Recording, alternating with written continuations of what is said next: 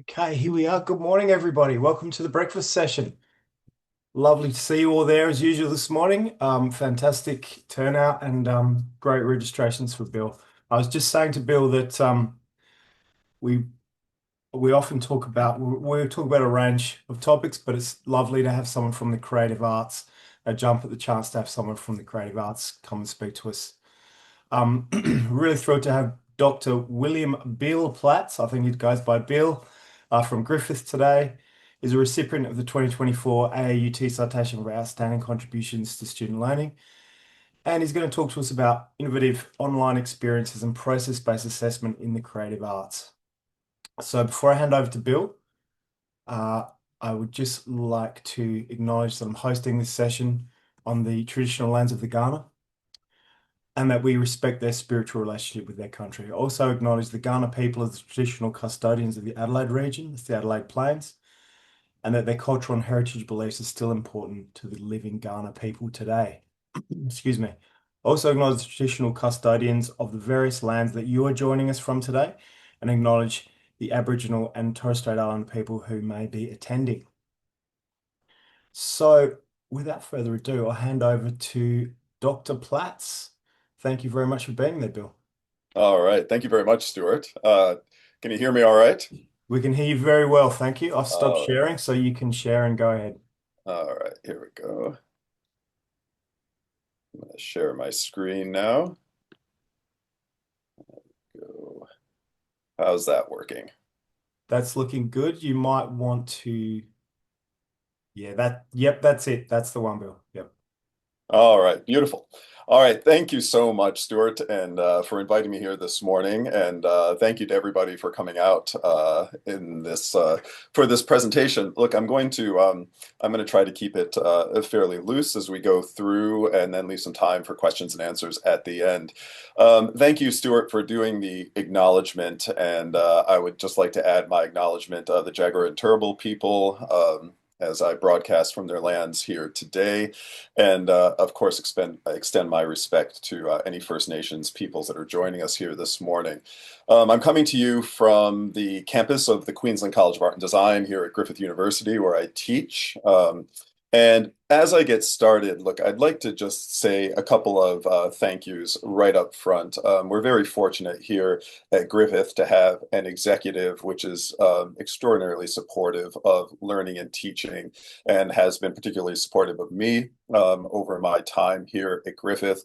I want to give a couple of shout outs to my Dean Learning and Teaching, Professor Julie Robert, who has been so instrumental in championing programs like this at Griffith, and is just a wonderful colleague, and somebody who's just an advocate for excellent teaching at every level. My head of school, Professor Beck Davis, who's also been tremendously supportive of me on this journey, and Dr. Diana Tolmie, who's an AUT recipient and was kind enough to give me feedback and review and mentorship as I went through this process too. And also to Lee Sawyer, who is the person behind the scenes. She knows all of the ins and outs of all of these systems, and I could not have gotten the AAUT citation done without her help. So thanks very much, Lee, but especially to my colleagues at QCAD. I look, You'll hear in my presentation today, I fell in love with art school when I started art school back in the 1980s, and I made a pledge then never to leave art school, and I never have. And the QCAD community is fantastic. So to all my colleagues, and especially to my students who put up with all of my testing and experimenting in the classroom, I really do appreciate it. All right, so really, I want to start here with a quote. And I think it will be a quote which resonates with a lot of you out there about online teaching. And look, a lot of what I'm going to talk about today is how we translate the experience of teaching in the studio and art school, something like my discipline, drawing, how that migrates into the online space. And we all face the same challenges when we make that translation and migration of our disciplines. And you can see in this quote here by Harding, the dangers and obstacles are, serious, that online teaching has been viewed with suspicion, has been exploited by unethical colleges and commercial organizations. College people dislike, this is an American point of view, so you get the using college instead of university, dislike the commercialism connected with online work. They fear competition with campus courses. Instructors deplore the impersonal nature of contacts with online students. They find a difficulty evaluating the work of online students, or difficulty in appraising teaching load, and on and on and on. Like, we know all of these challenges, but my colleagues here at QCAD who teach typography would be horrified by the word spacing in this paragraph. And it's because I'm being a little bit clever here, because what I've done is taken an article from 1944 about correspondence instruction and just replaced the word correspondence with online. And of course, this was an article written in the 40s about teaching via the postal network versus in person on campus. And it's remarkable to me how easy it is, how portable this list of grievances is into our contemporary time. And this is very interesting to me because the network has changed, but the challenges don't change. In fact, I've done some work in this space. I've got a book coming out very shortly in which I have a whole chapter about correspondence education. And I actually asked the provocative question, do we take a good teaching network, the postal network, and replace it with a bad one? I'm not entirely sure. Anyway, I'll come back to that as we go through my presentation here this morning. So the title of this presentation is Broadcasting Dust, Innovative Online Experiences and Process-Based Assessment in the Creative Arts. And it all comes from a bit of my work there in the AUT application, but work that I've been doing for the past several years, in which I've been trying to think, how do you take this environment of the studio education, the dusty, beautiful environment of the drawing studio, and how does that translate into the online space? And not just for online teaching, but for all of the digital networked resources now that students have to use, all of the learning platforms and learning management systems and curriculum management systems and assessment systems and all of those different things. And my purpose, as I say here, has been to try to be sensitive to that particular circumstance without compromising the aesthetics of learning. And that's a phrase you'll hear me use a lot here this morning. And the academic rigor, which has been cooked into art education for centuries and centuries now. All right, so let's get on to broadcasting dust then. All right, so moving forward, I thought I'd begin with just a very, very brief description of me and where I come from. Y'all have probably caught on to the fact now that I come from elsewhere. And so I've been in Australia now over 10 years. It's hard to believe, but I am a New Yorker, born and bred. And grew up there and studied art there. I did my undergraduate in drawing and art history in New York City, and then I did my master's as well in fine art and art history in New York.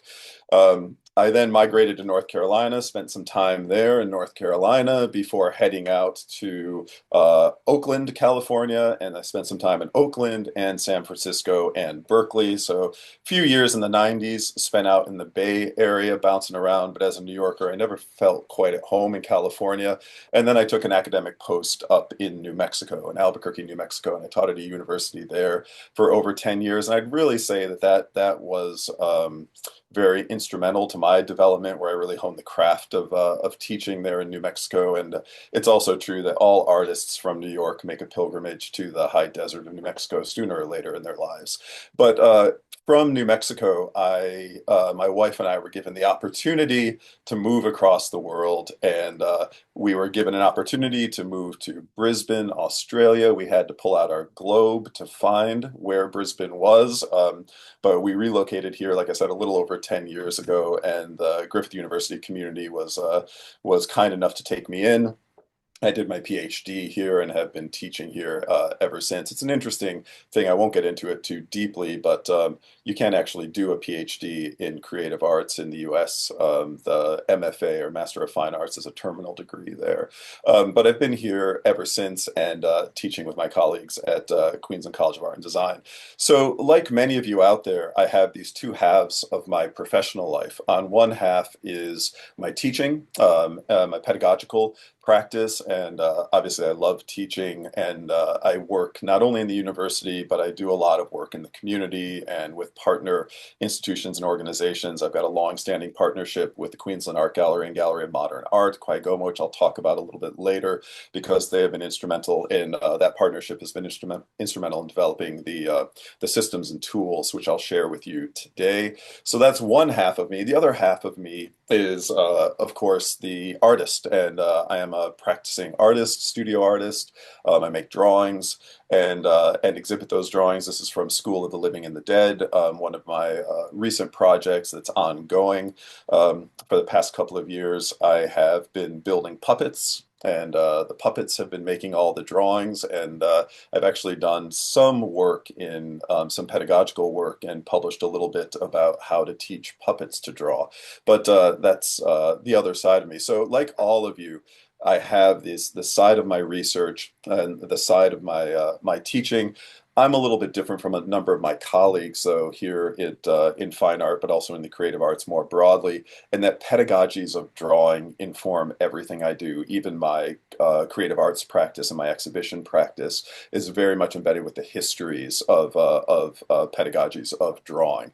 So that's just a little bit about me and where I come from there. And now I want to talk about the plan, what I'm going to be going over for our next 30 minutes together. I want to talk a little bit about art school. And I understand that not everybody out there joining us this morning comes from the creative arts. And art school is a very, very particular branch of tertiary education. And it's getting more and more rare, especially here in Australia, to have kind of autonomous standalone art schools. And I want to talk a little bit just about art school and about some of the values, educational values, and systems that we use.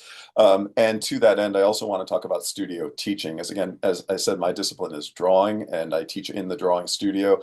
And I'm very much committed to this idea of the aesthetics of learning, that where we meet students and that aesthetic experience of learning is so vital. And I've got to say, to many of you out there, I have nothing but respect, because I see some of the spaces that you teach in universities and in other disciplines, and they are just the bleakest rooms I've ever seen in my life. And I think if you can engage students in these spaces with these aesthetics, that's really impressive. But I will talk about the aesthetics of learning and the aesthetics of the studio.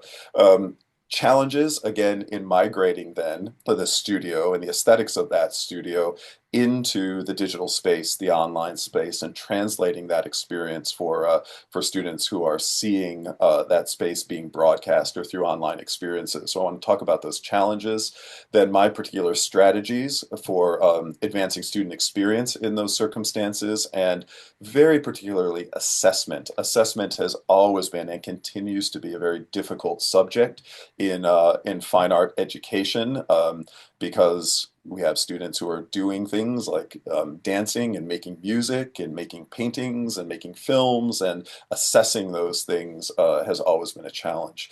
And finally, I want to share some very specific data points with you and outcomes. Now, I've gone away from graduate outcomes in my talk here this morning. I know we all have great stories about our graduates and the amazing things that they're doing, and our graduates here at QCAD go on to great successes and showing in national and international exhibitions and winning competitions and on and on and on. But I really want to focus this morning on things that y'all might find interesting in terms of some really particular and small data points that have come out of the strategies that I've engaged. And I can answer more questions about that when we get to the Q&A. All right, so beginning with art school.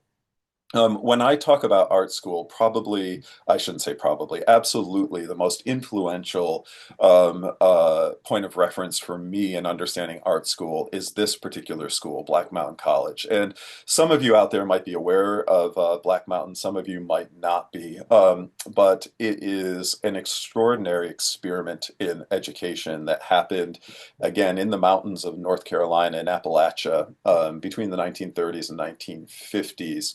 You see the seal of the college there on the left-hand side, and there's many books and publications about Black Mountain College, and this one, edited by Vincent Katz, is I think particularly good and insightful that I've put there on the right-hand side. But just a little bit about Black Mountain because it exemplifies some of these ideas about art school and what we are trying to achieve in art school. Up until the 1930s, when Black Mountain was established, art school was still sort of in this in-between space of a kind of technical school of teaching how to, how to be a sculptor, a weaver, a painter, whatever it was, but then blending some of that in with the liberal arts tradition too. Black Mountain, founded in 1933 and founded by a man named John Andrew Rice, and actually I'll zoom in on him. That's him right there in the on the right-hand side of that photograph. And there he is with the academic staff of the college when it was started. That's actually 11 of the 12. There was one other female staff member who's not in that particular photograph. But John Andrew Rice had been a progressive educator, follower of John Dewey, an acolyte of John Dewey, and became a friend of John Dewey's. So really believed in Deweyan teaching and Deweyan experience. Rice was teaching at a very progressive college in Florida, but had a falling out with the leadership of that college, was actually dismissed from his post.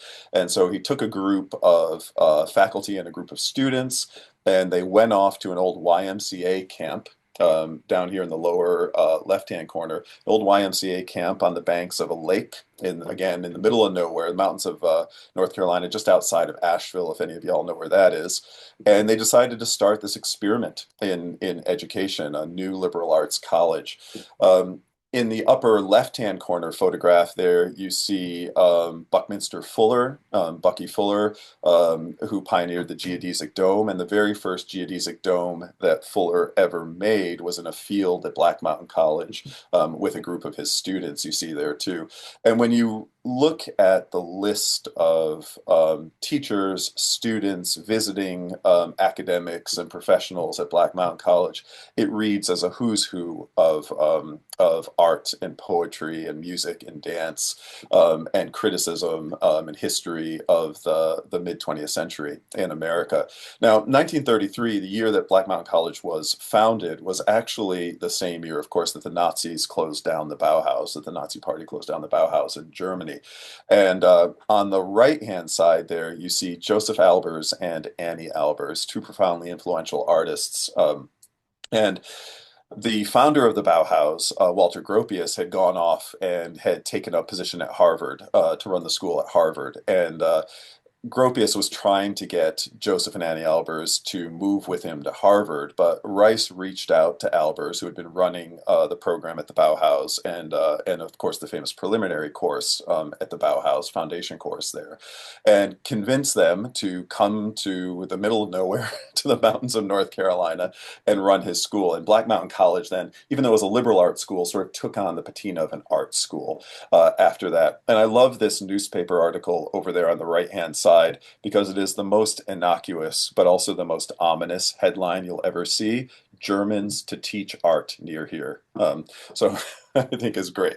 But look, Rice, again, a follower of John Dewey, and John Dewey was on the advisory board of Black Mountain College, which was, boy, if you want to, that's some good reading. The advisory board of Black Mountain College included John Dewey. It also included Albert Einstein, Carl Jung, Gropius. Again, quite an eclectic group advising the college. But I took a couple of quotes here from this Reynolds article because I think it really exemplifies this notion of process-based learning and a new way of thinking through education and art school. Rice championed a school that would teach method, not content, emphasize process, not results, invite the student to the realization that the way of handling facts and oneself amid the facts is more important than the facts themselves.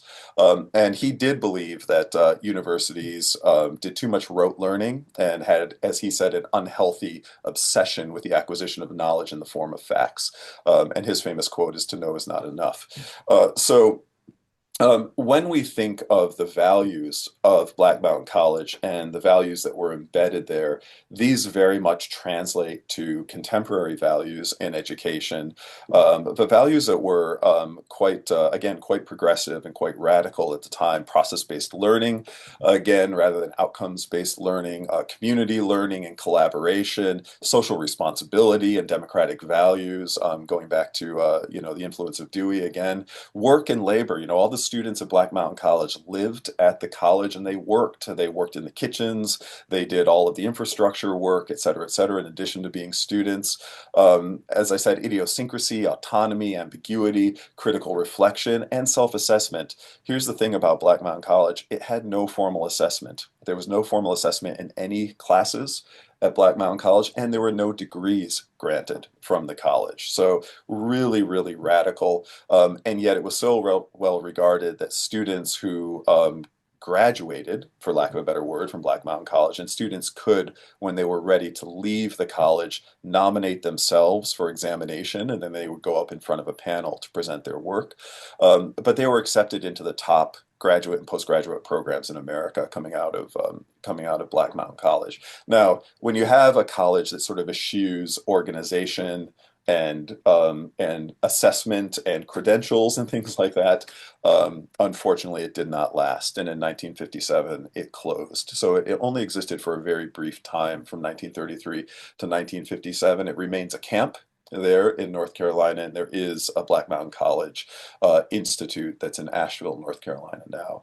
All right, so when we're talking about art school then, so one of the things that's interesting to me is the way that art school got radically altered through the Bauhaus and then Black Mountain College in particular. But the method of teaching in art school was largely unchanged then and is largely unchanged now, which is this 18 students and an expert model that you go into the studio. Now we might say, okay, 16 students, 25 students, one teacher, maybe a teacher and a teaching assistant, right? There's some slight variations to this, but this has been the typical model in art school. And students are asked to give a discursive, conceptual, and critical approach to explain what they're doing, why they're doing it, et cetera, right? To give artist statements of concept, things like that. They're then asked to contextualize their work. So there's history and theory in there. And finally, to the métier tradition to demonstrate technical skill building, the abilities of an artist to sculpt or paint or draw or make prints or whatever it is. And very typically in art school, then those three things were brought together into the outcome. When the assessment method that still dominates even now in the year 2025 in art school is the critique.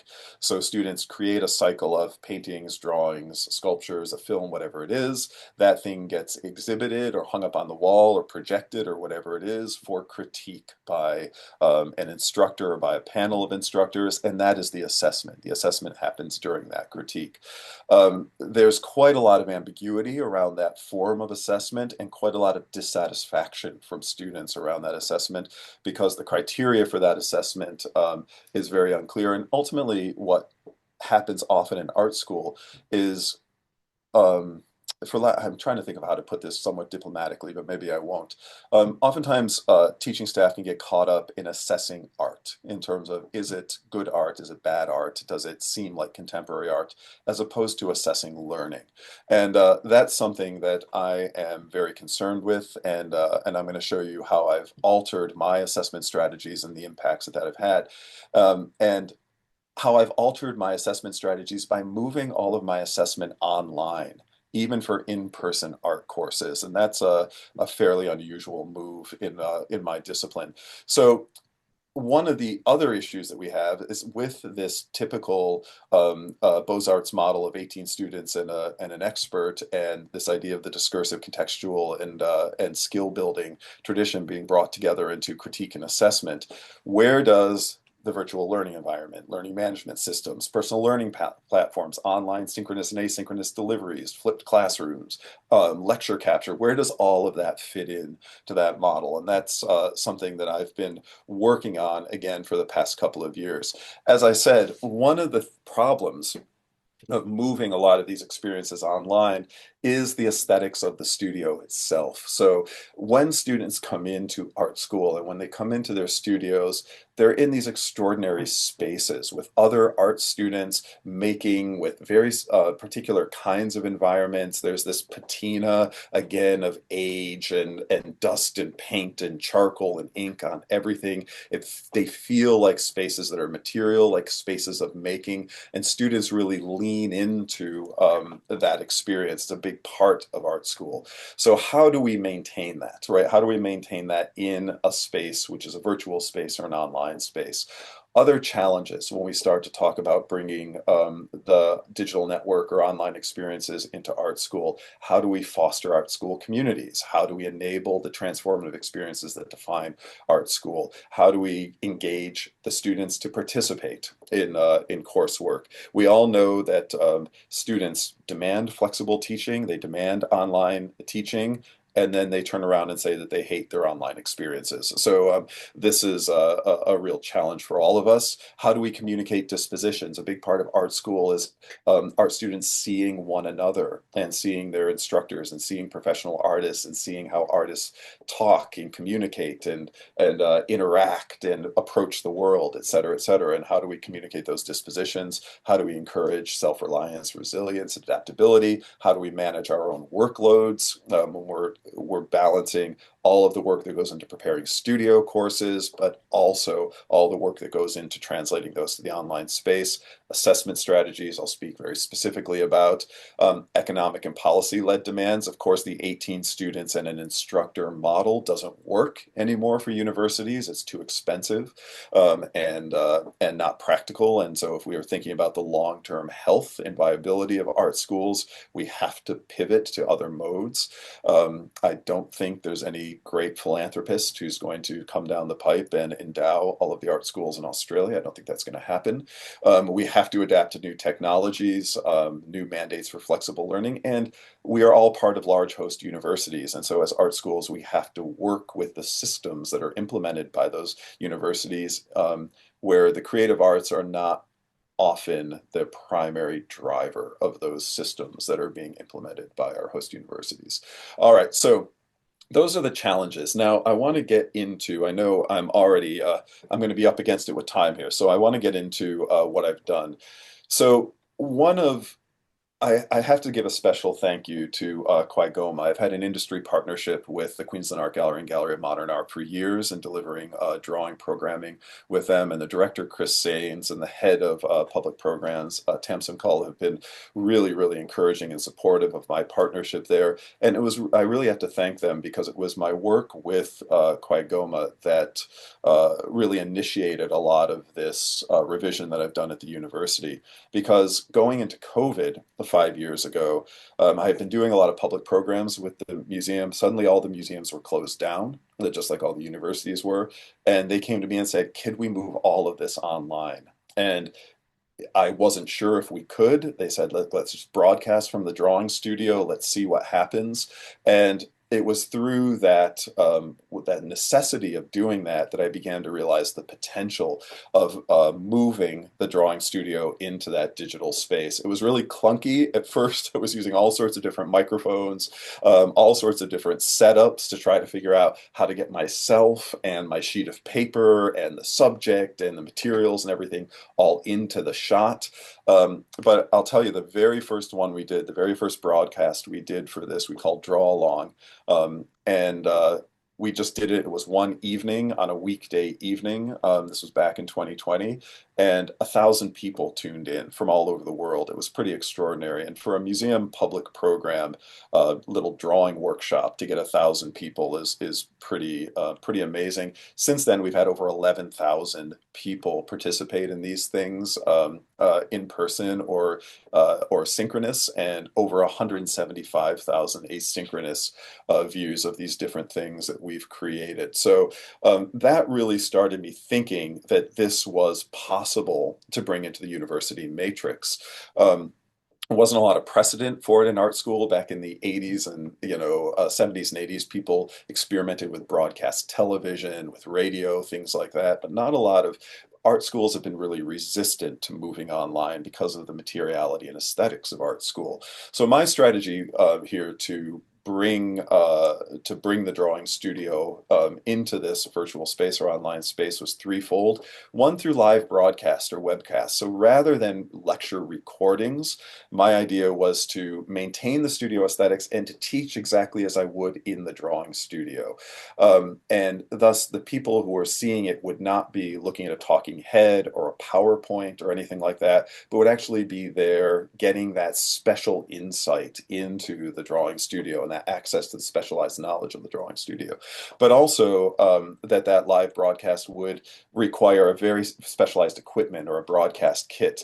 And I worked to develop this over about a year and a half, which was putting together the right kind of a kit that any studio instructors could use, which had to be small and portable enough, because although all of our universities have special broadcast spaces, you can go into a little studio with a green screen and record your lectures, or into a lecture hall. You can't carry that into a printmaking studio or a drawing studio or a painting studio.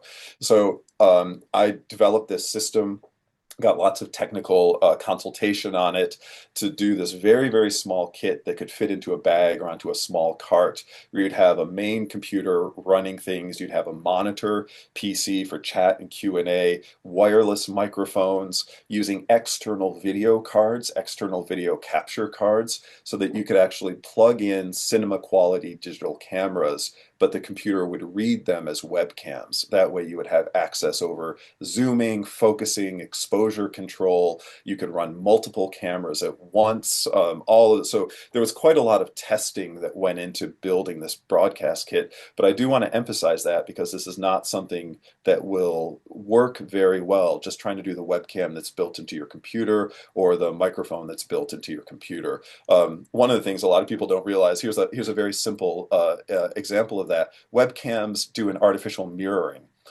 They mirror things artificially so that when you look at yourself in your webcam, it looks to you like you're looking in a mirror, and you'll think you look better rather than looking at a photograph of yourself. Doesn't work very well for art, though, when a student holds up their painting in front of the webcam and then they realize, wait a minute, it's backwards. So there's lots of funny little challenges like that we get into in this digital space. The second strategy was e-portfolio. So bringing in a process folio, so that rather than a critique and assessment of outcomes, here are your finished paintings on the wall or your resolved drawings. I hate that word resolved, but it gets used. Let's just assess the process, all right? So process-based learning, all of which would be captured in a process folio, the e-portfolio, encourage risk-taking and critical reflection instead of coming out with outcomes, documentation and archiving, which are pro practices in the visual arts, and breaking that critique assessment model. I actually have an example of an e-portfolio, a process folio, and the criteria for assessment on these things is very, very simple. The criteria for assessment is assessing the documentation, which requires critical reflection on the part of the student, because what are they going to document? When are they going to document? How are they going to document? What's important in the process? The student has to think about that. So we assess the documentation. We don't assess the quality of the work that the student is doing. Instead, we assess their experimentation And we actually assess their experimentation and risk-taking in the work, and then we assess their contextualization. And so I have an example of that I'll show you in just a moment. The low residency studio, that was the other major strategy which I brought in, which was the idea that we could combine online and in person. So students could be working online for the majority of a course, but then once or twice during the term, they travel to campus and spend a whole day, intensive day in the studio. So this low residency model, more popular in the UK and US than it is here in Australia, but it makes courses more accessible, maintains the studio experience for students, and adapts, of course, to their needs. So really quickly, I'm going to bump out of my presentation here and just, I have a student who gave me permission to share her process folio with y'all. So very much thank you to Phoebe. Just to give you an idea of what these process folios look like, how they're organized. They're run through this piece of software that our university licenses. So students are able to organize all of their learning in ways that make sense to them. This student has done it by weeks.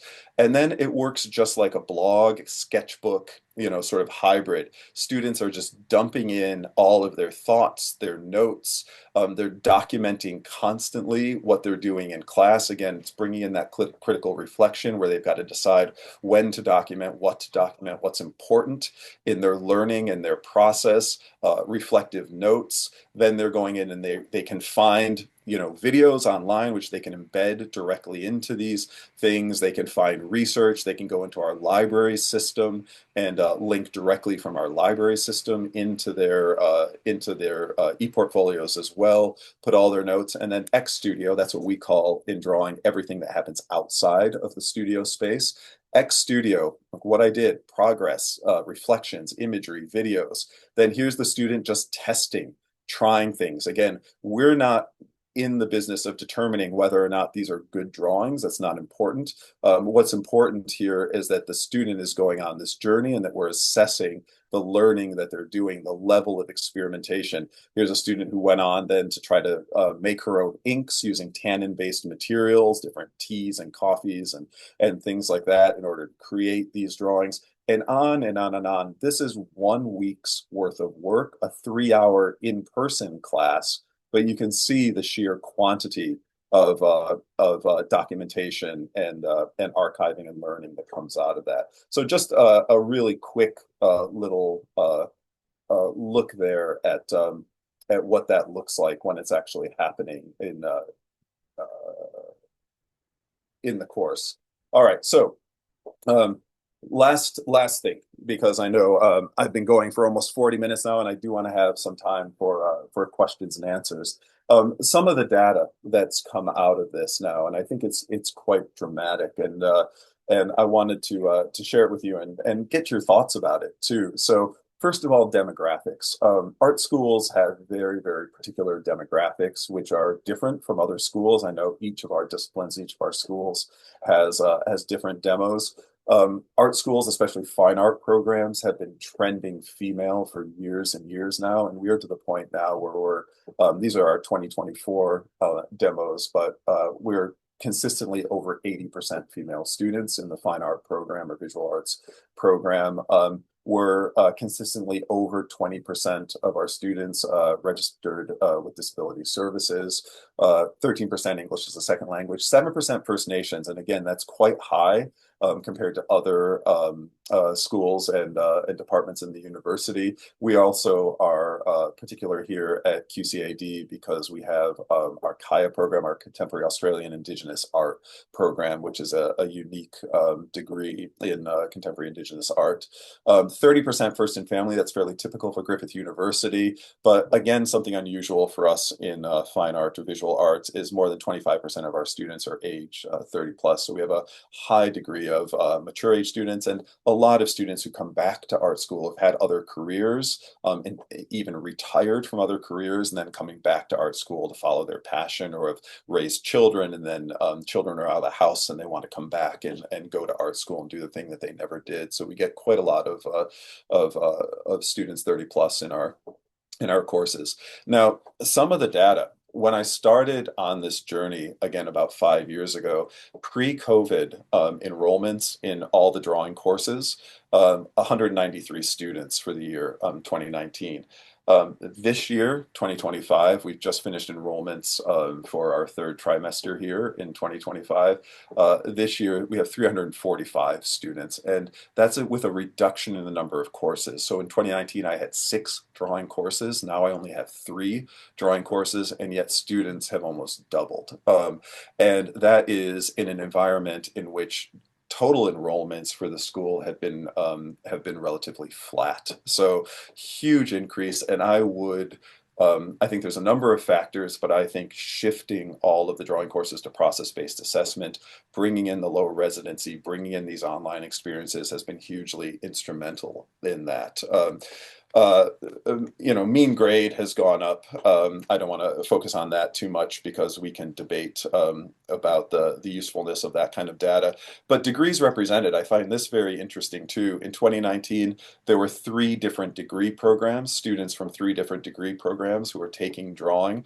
Since 2019, what I've done in the past couple of years, and I don't have all of this data yet for 2025, so I apologize, some of this is from 2024, but I've also opened up the drawing courses to the entire university because despite some of the best efforts of our federal government, what we know is that other disciplines outside of the creative arts are seeking out creative arts experiences, creative problem solving, et cetera, et cetera. So I've opened up my drawing courses to anybody in the university. And in 2024, we had 19 different degree programs represented in the drawing courses. We had marine sciences, occupational health, nursing, education, business, on and on and on. Students who are coming then into the art school from these other schools and these other disciplines because I'm making drawing available and they're having these drawing experiences, which I think then are incredibly rich for their overall university educational experience. Overall student satisfaction, and this is data coming from our evaluation and survey tools here at Griffith University. But overall student satisfaction in 2018, before I started instituting these changes, was a 4.2 out of 5. Not bad, not great. In 2023 and 2024, it was virtually unanimous. It averaged out to a 5.0 over 5, but it was all 4.9 and 5.0s. So we've gotten wonderful student buy-in and engagement with these new methods of teaching. And again, it goes against the conventional wisdom that if you move the studio experience online, that students would rebel or would be dissatisfied with it. And I should mention too that our average response rates on those surveys are over 50%, which is quite high compared to university averages too.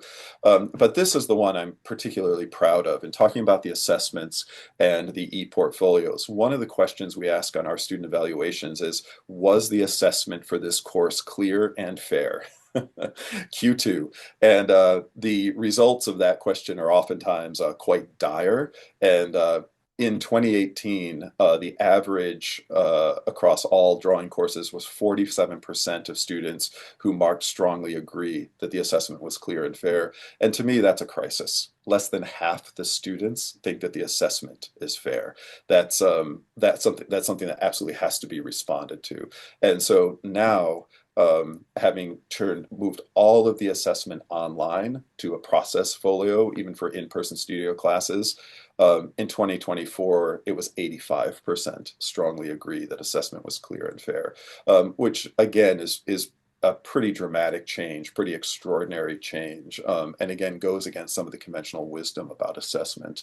And then a final data point about the low residency classes, because I know I'm right on 45 minutes now, but in 2024, so the way the low residency version of my drawing course works, so imagine a first year drawing course, first year foundation drawing course.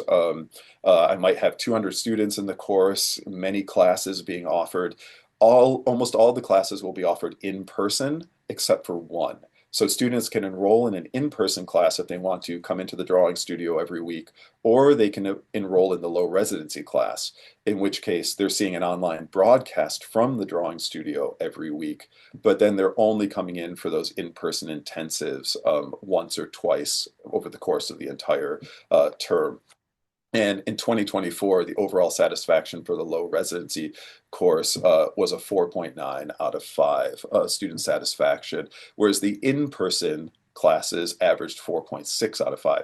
And so this is really interesting. And it has happened for the last 3 years that the low residency class has outperformed the in-person studio classes in terms of overall student satisfaction.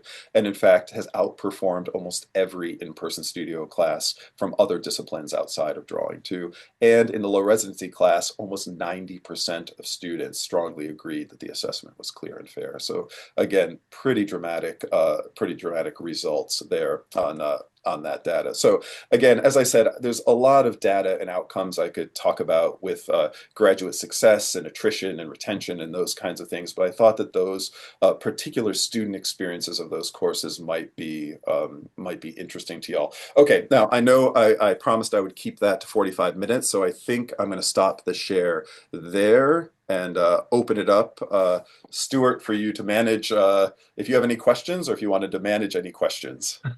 Thank you so much, Bill. That's Sure. fascinating. And honestly, the impact that the pandemic has had just on everybody and the sort of fundamental changes on every field and every aspect of university life is amazing. And you have obviously coped with it very well, and those results are outstanding. Thank you. So there are a few questions. Okay. And folks, if you're out there and you've got another question, please post it in the Q&A window. And what I'm going to do is ask you to ask Bill the question, and so you can have a discussion. So the first question is from Trudy. Trudy Stoddard, are you out there with your question? Oh, hi. Yes, I am. Thanks, Stuart. Just really curious as to the actual technology that you're using. So the Yep. cinema quality camera that you're using, what is Yep. it? Yeah, so the idea there, and so we're using the actual camera as a Sony camera, but the most important thing about that, so with the broadcast kit is I ultimately decided on a 3 camera setup. So there's a camera that's just a wide shot of the drawing studio. So I've got my easel set up, I've got still life or whatever it is that we're going to be drawing set up. And so you're seeing the entire environment of the drawing studio. And you can see, I would show it to you, except also these are not recordings. So it's done live, just like you were in a class, so we're not recording these and then putting them up and students can go back and watch the recording. So we have that kind of synchronous delivery model going on there. So, and the important thing about that and using the Sony cameras is that we have exposure control, as I said, focus control, zoom, we can have a lot of control over managing the sort of the cinematographic, sort of experience of that too. But in order for computers to be able to read a DSLR or a digital cinema camera as a webcam, you've got to run it through an external video capture card. So again, there's some technical aspects to that, Trudy, that you have to manage. And then having wireless mics so you can move around the space, things like that. Am I answering your question, Trudy? Oh, yeah, you are. Yeah, Yep. yeah, yeah. Thanks. And another, but there is, and this is something I had to argue for, this is another aspect of it, is it requires 2 people to run. So I would, if I'm there, doing my dance, doing my teaching, somebody is managing, switching the cameras, reading the chat, engaging with students saying, oh, Trudy has a question, so Trudy would come on and ask the question as I'm standing in the middle of the room and I can answer it. So there's quite a lot of kind of production that goes into it. And I think that's something that again, the aesthetics of that I think are very, very important. And we lose that a lot with online teaching when we're just sitting at our desks in our offices, running a PowerPoint off our laptop and talking to our laptop screen. It's, that affects the student's experience, I think, quite dramatically. Thank you very much, Bill. Sure. Thank you. We have a question from Alison Thompson. Are you out there, Alison? Oh, I see you there. Oh, I see Sure. Allison. Hi, Allison. Hello. Thank you so much for running this session this morning. It's been really interesting. Always love starting my morning talking about art. I have a bit of experience in curriculum that has a folio assessment in quite a few subjects that have a folio assessment, and a problem that we're having is that when it's systemized, that does kind of create a excessive workload for students and can inflate the pressure of documenting the process at the expense of that actual authentic art making that we hope to teach and model for our students. Do you have any like ways of combating that, or like has there been some kind of journey that you've done to kind of show how students can do that in a less contrived way? Yeah, look, I think it is a challenge, and it's a change in the student's way of thinking, because everything that they've come through, if they've done any high school art, and many of our students haven't, or the high schools are very uneven in terms of the students' art experiences. And it's something that's particular to us in visual arts too, that I should say, is we're very different from something like music, where a student who's going to a conservatoire to study violin, we assume has already been studying violin for the last 12 years of their life before they go to university. That's not true in visual arts. Oftentimes in visual arts, they're coming in having done a little bit of high school art maybe, and that's it.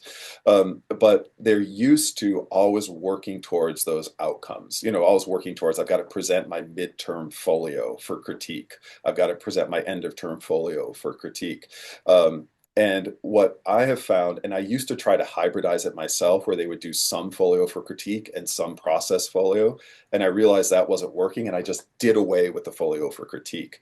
And when you do away with that and you say to the student, it's cumulative, right? And so you're just accumulating work every week as you go through and documenting that work, rather than having it culminate, right? Having it, culminative in a folio. It relieves so much of the pressure and tension of those midterm assessment, end of term assessment, that the students just get into the rhythm of doing it each week, as you saw there in Phoebe's folio, and just putting in a few hours each week and filling it up. And, they can, when they're on the bus or on the train or whatever, they can be looking in the library and putting those things up into it. And so they just kind of get into the rhythm of it, but relieving them of the pressure of that, that culmination folio, then I find has been part of the reason for success. And they always tell me, even though when I look at the work that they've done, I know it's more work than they've done in other courses, they always say it feels like less work. Does that answer your question, Allison? A little. It definitely Okay. gives me food for thought, Good. though, but Okay. I also Okay. acknowledge that it's a big question and there are others. So thank Yes. you. Yeah, that's right. Thanks, Alison. Rachel, are you out there, Rachel? Hi, Bill. Thanks so much for that. I'm Hi, coming to you Rachel. from the University of Canberra. My question is about sort of institutional concerns. The one I put in the chat is about marking. So, did you find there was a greater marking load for staff going to that portfolio thing? And related to that, I'd love to know where Phoebe's work sat on the spectrum of quality. Like that seemed to me to be a very good offering, but related to that is like, yeah, the amount of work, I guess. So, have you found that it increased staff workloads? Yeah, look, that's a really, really excellent question. And I know that the way that academic staff's marking time gets counted is different everywhere. But it is harder, I would say. I don't think that it takes more time than the traditional critique and assessment does, but I do think it takes more attention. And so I think in that sense, it's more difficult for academic staff. It does, I think, also require a kind of constant engagement, so I am in there looking at the students' e-portfolios constantly throughout the term. And so that I'm looking at those e-portfolios, and then when I'm in class with them working, I can also be responding and having conversations with them about what's happening those e-portfolios. So when it actually comes to the assessment time, when I'm sitting down and actually working through the assessment rubrics and things like that, I already have a really, really deep sense of what's happening in those e-portfolios. Now, in terms of Phoebe, Phoebe did very, very well. Wasn't the highest performing folios that we had, but was really exemplary. And I use Phoebe's folios to show other courses and other students too, because it's not overwhelming, I think, in terms of what she did, but it does show hitting each one of those criteria and each one of those points. Does that answer That's your great. question, Thank you Rachel? so much. Yeah, Yes, it yeah, does. Yeah, thank you. sure. Thanks. Susie Syme, are you out there, Susie? Yeah, I am here, and I'm really Hi, Susie. enjoying your presentation, Bill. It's Oh, so thank you so lovely to much. hear all that history and John Dewey and Colour Young and all that. I Yeah. would have loved to have been there. That's all I can say. I know. And I love all your ideas about, extending the art out to other disciplines, because I think, that is just part of the university education, isn't it? That knowledge and learning how to think and critique and so on. I guess I'm just kind of really interested in the whole online space. So, I think that personalized feedback and knowing your students is so important as well. But how would you communicate that with them when you're teaching them online?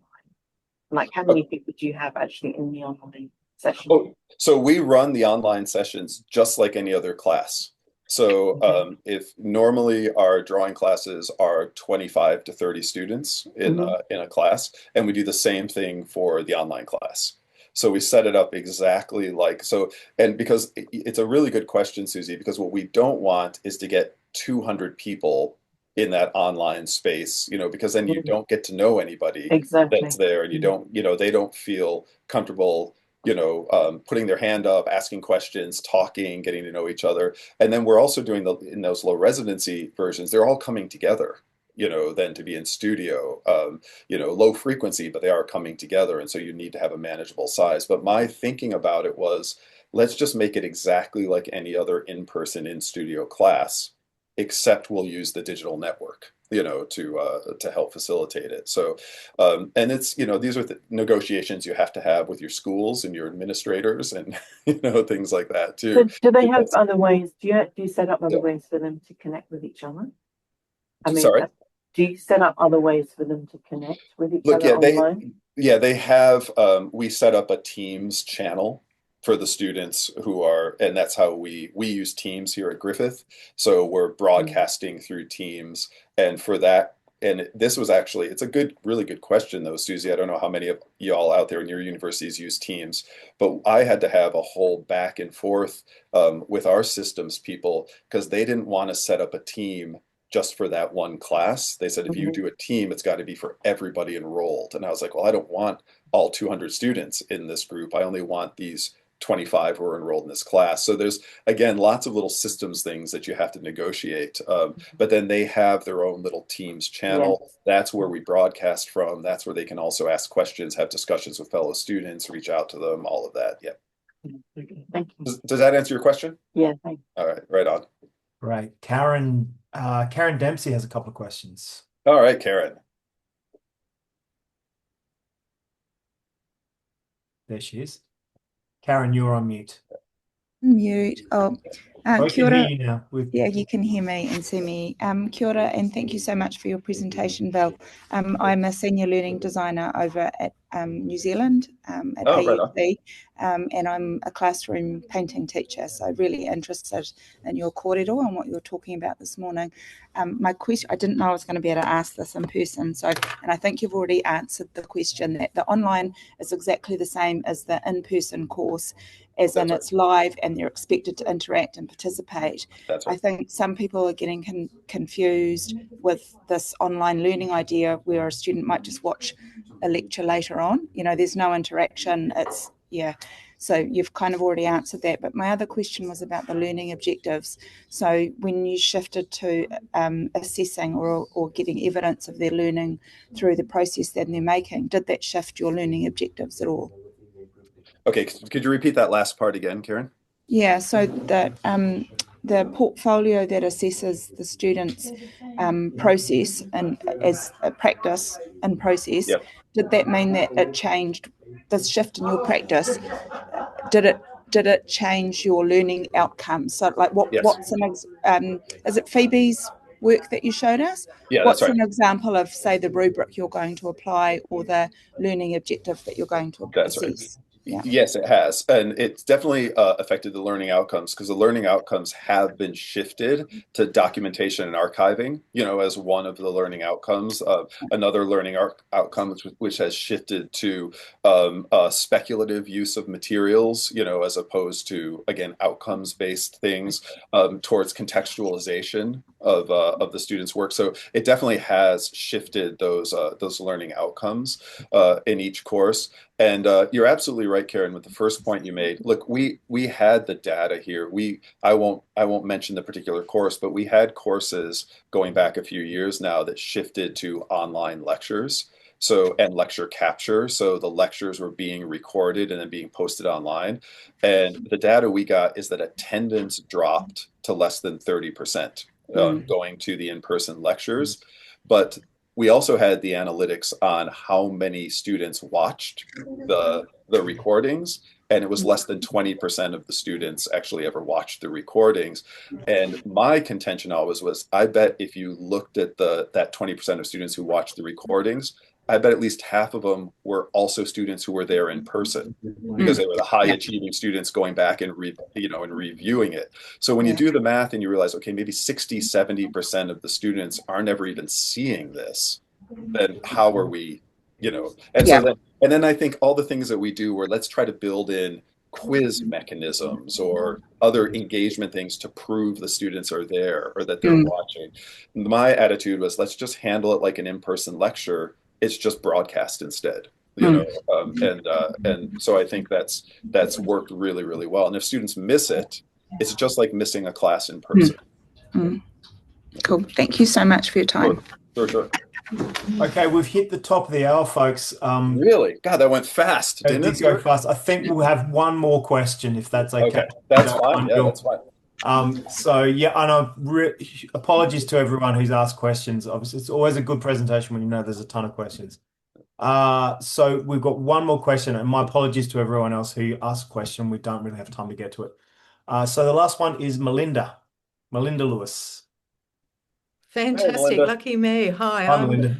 zooming in from UTS in Sydney, and I have a role in the Central Education Portfolio supporting applicants at the university with their local institutional as well as national awards. Yes. And one tension that often emerges is about the restrictive templated nature of preparing the applications. And 4 pages. You got 4 pages, Melinda. That's more or less suited to certain disciplines, and that creates all sorts of tension. So how did you stick to the format and create obviously a great artifact to be awarded? Well, look, I adopted early on, and I've gone through the levels of awards both at the university, and I've won every level of award here at the university, which then bumped me up to the AFR and AAUT awards, where I had success too. And look, and so now I do a lot of mentoring in the awards. And so I'll say 3 things. I realized early on that in the creative arts, we can't compete with metrics. We just can't. There's no way in creative arts that we don't have the volume of students. We don't have the money. We're not going to have an industry partnership, which brings in millions of dollars. We're not going to have the kinds of, just the metrics that other disciplines have. But what we do have is a really powerful narrative about student experience and, the transformative potential of university education. And so what I always say is lean into your discipline. And that's what I did. I just leaned into the fact that studio art education and drawing is just different. It's different from teaching other things, and the way that we engage with students, and the way the students evidence their experience, and the way that experience is disseminated is just very, very different. So I decided, rather than trying to make my applications sound like and compete with applications from criminology or education or hard sciences or whatever, I thought I'll write like an artist, and talk about what that feels like and what that means.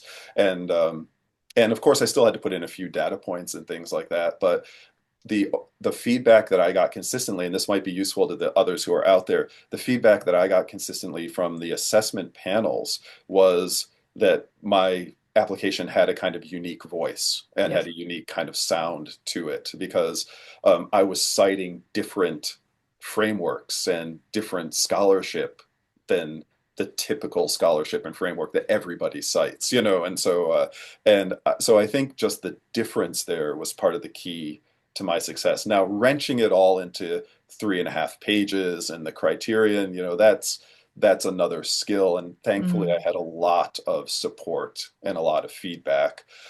We have an exceptional conservatoire here at Griffith that has had a lot of success in this space, and I had excellent input and feedback from our music people over there, and so some other creative arts people who are getting their voices in there. But I'd say that was the biggest thing, is I just said, okay, I'm going to start from the standpoint of an artist and write like an artist. And I think that's part of the reason it was successful. That's wonderful. Thank you so much. It's a great response. All right. Thanks, Melinda. Okay, thank you so much, Bill. Dr. Bill Hey, Price from sure Griffith thing, Stuart. University. Really All right. appreciate it. That was a fascinating discussion. We could have carried on for a bit longer, but Yeah, I'm sorry it's over. yeah, I really enjoyed the history. The Black Mountain College looked amazing. Oh, yeah. I really enjoyed that. So thanks, everyone's showing their appreciation. Okay. And we'll hopefully speak to you again sometime, Bill, and hear what you're up to. So you're doing some great work. Thank you so much. Okay. All right. Thank you so much, y'all. Bye, everybody. Bye-bye.